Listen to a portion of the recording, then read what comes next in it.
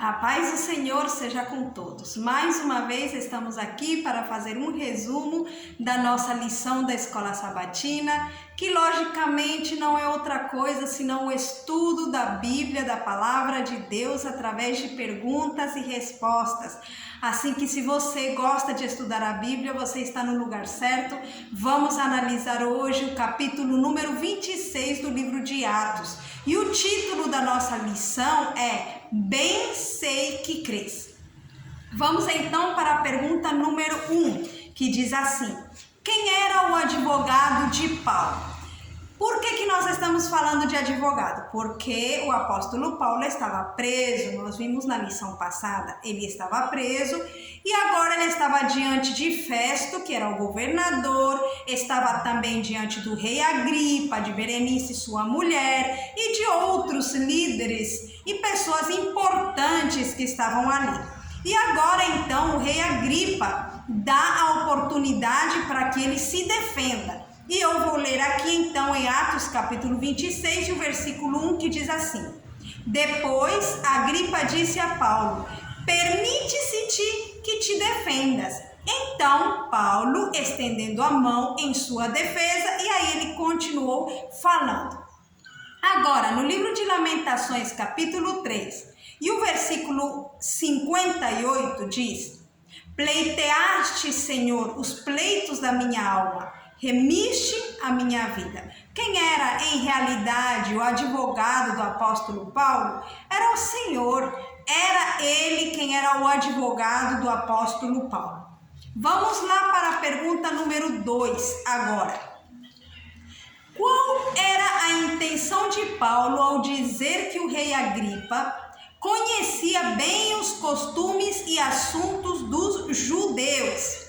Vamos ver Atos capítulo 26 e vamos ler o versículo 3, que diz assim: Mormente sabendo eu que tens conhecimento de todos os costumes e questões que há entre os judeus, pelo que te rogo que me ouças com paciência.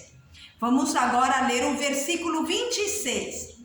Porque o rei, diante de quem falo com ousadia, sabe estas coisas, pois não creio que nada disto lhe é oculto, porque isto não se fez em qualquer canto.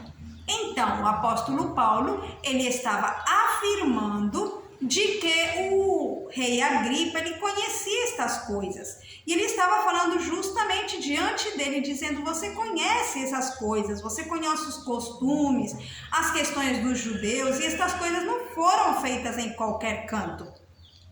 Mas qual era realmente a intenção de Paulo? Eu acho em uma maneira era chamar a atenção para que ele de alguma maneira analisasse, fizesse justiça, também para que ele prestasse atenção, já que aqui diz: pelo que te rogo que me ouças com paciência. E outra das razões, e a principal razão ao meu ponto de vista, era a conversão do rei Agripa, porque esse era o objetivo principal do apóstolo Paulo em tudo que ele fazia. Aonde quer que ele ia, o seu objetivo principal era que as almas se convertessem ao Senhor Jesus Cristo. Vamos agora para a pergunta número 3. Paulo relata sua conversão, diz o subtítulo. Como Paulo começa o seu discurso? Atos capítulo 26, o versículo é o 4 e o 5. A minha vida, pois, desde a mocidade, qual haja sido, desde o princípio em Jerusalém, entre os da minha nação, todos os judeus a sabem. Sabendo de mim, desde o princípio, se o quiserem testificar, que, conforme a mais severa seita da nossa religião, vivi fariseu. E assim ele continua falando da sua conversão. Então, como Paulo começa o seu discurso, ele começou contando o seu testemunho. Tanto que na primeira partezinha da nossa notinha diz: Paulo relatou a história de sua conversão, de obstinada incredulidade à fé em Jesus de Nazaré como o Redentor do mundo. Então ele começou o seu discurso com a história da sua conversão. Vamos para a pergunta número 4. De que esperança o apóstolo fala? Por que parece incrível para os judeus que Deus ressuscitaria dos mortos? Vamos continuar com Atos capítulo 26, o versículo 6 até o 8. E agora, pela esperança da promessa que por Deus foi feita a nossos pais, estou aqui e sou julgado, a qual as nossas 12 tribos esperam chegar, servindo a Deus continuamente, noite e dia. Por esta esperança, ó rei Agripa, eu sou acusado pelos judeus. Quem estava falando aqui era Paulo, logicamente. Pois que, continuou dizendo ele, julga-se coisa incrível entre vós que Deus ressuscite os mortos? Então, qual era a esperança da qual o apóstolo Paulo falava? Ele falava da esperança da ressurreição. Essa era a esperança que ele falava. Agora a pergunta é, por que parece incrível para os judeus que Deus ressuscitaria dos mortos? Ao meu ponto de vista, era porque eles eram incrédulos, eles não queriam crer, naquela palavra, assim como Paulo anteriormente, ele também tinha sido incrédulo e, portanto, ele não acreditava na ressurreição de Cristo. Tanto que na primeira parte da nossa notinha da pergunta 4 diz assim: por quê? Raciocinava Paulo, parecia incrível que Cristo ressuscitasse dos mortos? Uma vez assim lhe parecera, mas como poderia descrer daquilo que ele mesmo havia visto e ouvido? Então o apóstolo Paulo percebeu que ele mesmo antes não cria, mas agora Deus tinha mostrado para ele tinha visto e tinha ouvido. Então agora ele testificava daquilo e ele podia dar testemunho de que era uma verdade o assunto da ressurreição dos mortos. Pergunta número 5. Que ações vergonhosas Paulo relata aos seus ouvintes? Como descreve seu encontro com Jesus enquanto estava a caminho de Damasco? Vamos ver, continuamos no livro de Atos, capítulo 26, e vamos ler agora o versículo 10 e o versículo 11, que diz assim: o que também fiz em Jerusalém, e havendo recebido o poder dos principais dos sacerdotes, encerrei muitos dos santos nas prisões. Olha, aqui já está dando respostinha à nossa pergunta. Que ações vergonhosas Paulo relata aos seus ouvintes? Aqui diz que ele recebeu o poder dos principais, dos sacerdotes. Encerrei muitos dos santos nas prisões. Esse é um dos atos.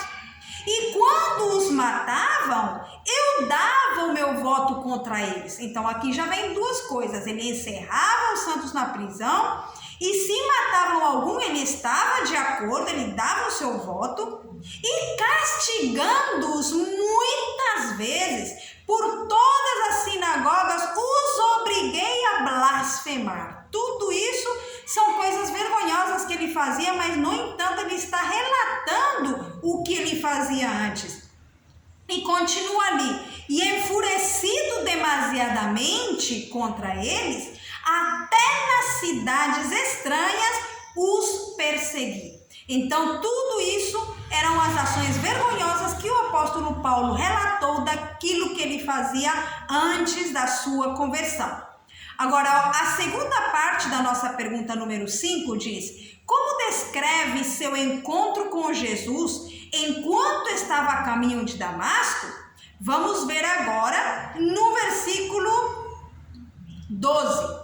Sobre o que, indo então a Damasco, com poder e comissão dos principais dos sacerdotes, ao meio-dia, ó rei, vi no caminho uma luz do céu que excedia o esplendor do sol, cuja claridade me envolveu a mim e aos que iam comigo. E caindo nós todos por terra, ouvi uma voz que me falava e em língua hebraica dizia: Saulo, Saulo, por que me persegues? Dura coisa te é recalcitrar contra os aguilhões. E disse eu: quem és, Senhor? E ele respondeu: eu sou Jesus a quem tu persegues. Mas levanta-te e põe-te sobre teus pés, porque te apareci para isto, para te pôr por ministro e testemunha, tanto das coisas que tens visto, como daquelas pelas quais te aparecerei ainda, livrando-te deste povo e dos gentios, a quem agora eu te envio, para lhes abrires os olhos, e das trevas os converteres à luz, do poder de Satanás a Deus, a fim de que recebam a remissão dos pecados e sorte entre os santificados pela fé em mim. Então, ele descreveu como aquela luz fez ele cair no meio do caminho, como ele perguntou: quem és tu, Senhor? E como o Senhor mesmo falou com ele e o enviou a falar, a ser uma testemunha da ressurreição de Cristo, a falar de Cristo para que outras pessoas o conhecessem e se convertessem para formar parte do povo de Deus. Vamos agora para a pergunta número 6. Como Festo reagiu ao ouvir a defesa de Paulo? Com que palavras diretas falou ao rei Agripa? Vamos ver Atos capítulo 26 e o versículo 24 é o primeiro que vamos ler. Diz assim: e dizendo ele isto em sua defesa, disse Festo em alta voz: estás louco, Paulo? As muitas letras te fazem delirar. Aqui já está a resposta da nossa pergunta. Como Festo reagiu ao ouvir a defesa de Paulo? Ele disse: estás louco, Paulo? As muitas letras te fazem delirar. Agora, a segunda parte da nossa pergunta número 6 diz: com que palavras diretas falou ao rei Agripa? Bom, Festo ele disse que Paulo estava louco, mas Paulo, assim eu vejo, ele não fez muito caso do que Festo falou, mas ele se dirigiu mais diretamente ao rei Agripa agora. E vamos ler o versículo número 27, que diz assim: crês tu nos profetas, ó rei Agripa? Bem sei que crês. Olha aí está a parte inclusive do título da nossa lição. Porque ali no versículo 26 que nós tínhamos lido antes, é quando ele disse: tu sabes, eu sei que tu sabes sobre as questões dos judeus, tudo isso. Mas agora ele faz uma pergunta mais direta para Agripa: crês tu nos profetas, ó rei Agripa? Bem sei que crês. Então, com que palavras diretas falou ao rei Agripa? Com estas palavras: crês nos profetas, ó rei Agripa? Bem sei que crês. Então, e se nós continuarmos lendo mais um pouquinho, mesmo que não seja resposta à nossa pergunta, mas que é interessante, diz assim: e disse Agripa a Paulo: por pouco me queres persuadir a que me faça cristão. E disse Paulo: provera a Deus que ou por pouco ou por muito, não somente tu, mas também todos quantos hoje me estão ouvindo, se tornassem tais qual eu sou, exceto estas cadeias. Olhem, aí está o que eu já tinha dito no começo, né? O objetivo do apóstolo Paulo era a conversão dessas pessoas. Esse era o desejo mais profundo que ele tinha. Vamos para a pergunta número 7. A que conclusão chegaram depois de ouvir o testemunho do prisioneiro? Por que não foi libertado? Vamos ver no versículo 31, na última partezinha diz assim: este homem nada fez digno de morte ou de prisões. Isso foi eles reunidos quando conversaram, eles falaram a este homem: nada fez digno de morte ou de prisões. Então, essa foi a conclusão que eles chegaram, tá? Agora, por que ele não foi libertado?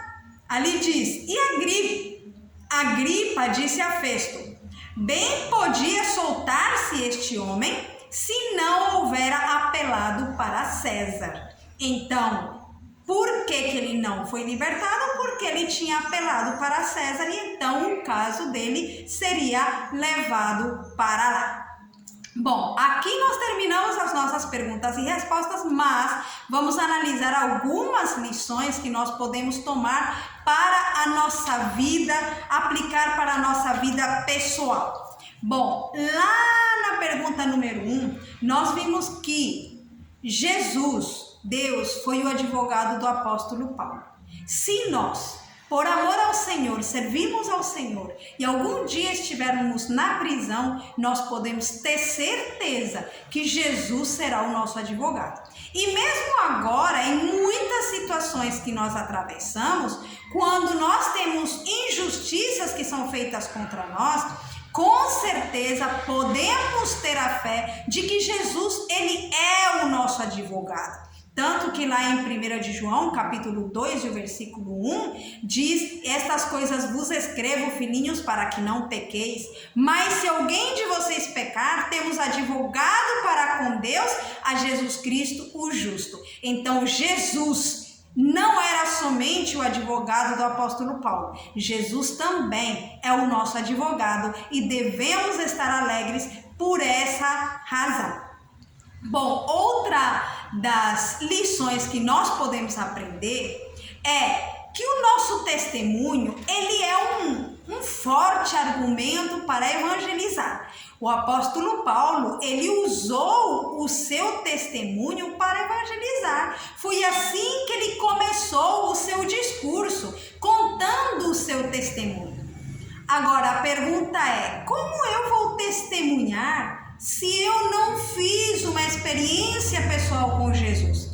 Aí está, nós temos que ter uma experiência pessoal com Jesus, temos que ter um encontro pessoal com Ele para poder testemunhar. Eu creio que muitos dos que estamos aqui, nós temos uma experiência pessoal com Jesus, mas talvez alguém se sinta que ainda não teve uma experiência pessoal com Jesus. Então está no momento de fazermos uma experiência com Jesus. E para os que já temos tido experiência com Jesus, não quer dizer que aquela experiência do passado é a única que nós vamos ter. Nós podemos fazer novas experiências. E essa experiência que nós temos tido com Jesus, ela tem que continuar, temos que perseverar no caminho até o final. Eu tenho ouvido pessoas que dizem: olha, eu fiz tal coisa por Jesus, e contam grandes experiências do passado, mas agora no presente vemos que estão apostatados, estão em um caminho que não devem ir. Então, de que me serve uma experiência passada boa se a minha experiência presente não estou em comunhão com Deus? Então, temos que ter uma experiência boa passada, mas estar vivendo no presente nessa experiência para poder utilizar esse testemunho e poder testemunhar a outros e utilizar na evangelização. Agora, nós também aprendemos nesta lição que nós devemos sempre lembrar que o nosso Salvador é um Deus vivo. Ele morreu, mas ele ressuscitou. Essa esperança deve estar viva no nosso coração. Essa era a esperança da qual Paulo falava, da ressurreição de Jesus Cristo. Se Jesus ressuscitou, nós temos a esperança de que um dia Deus vai nos ressuscitar a nós também. Então essa esperança deve estar sempre viva no nosso coração. Outra lição que nós podemos aprender aqui também é que a nossa intenção, quando nós vamos falar a outras pessoas, mesmo que seja em um julgamento, como neste caso do apóstolo Paulo, em algum outro lugar, nós devemos ter sempre um objetivo. As nossas palavras devem ter um objetivo. O apóstolo Paulo, seu desejo era evangelizar, era ganhar almas para Cristo. A pergunta é: qual é o nosso objetivo quando nós falamos? Será que é falar por falar, é somente rir, é somente passar um bom momento? Ou é salvar almas, ou é ganhar almas para Cristo? Se até este momento não temos colocado um objetivo nas nossas palavras, vamos colocar um objetivo, assim como o apóstolo Paulo, que quando nós falemos, a nossa intenção seja sempre ganhar almas para Cristo.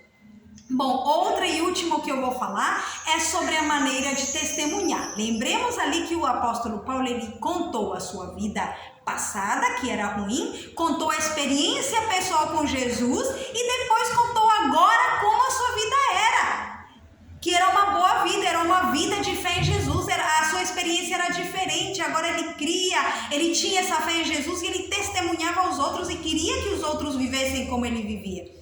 Assim também deve ser o nosso testemunho. Testemunho não é a gente dizer, antes eu estava com Jesus e depois me passaram coisas ruins e agora eu estou muito triste porque a minha situação está ruim. Isso não é um testemunho. Testemunho é nós contarmos uma coisa ruim que aconteceu no passado, a experiência que tivemos com Deus e como o Senhor tem nos fortalecido e mesmo no meio das dificuldades nos mantém firmes até hoje. Mas se eu estou desanimada, esse testemunho não vai servir para converter outras pessoas. Isso que nós devemos refletir. Então, que Deus possa nos abençoar, que cada um de nós possamos ser como Paulo, para testemunhar do amor de Cristo, para testemunhar do que Deus tem feito em cada uma das nossas vidas. Amém.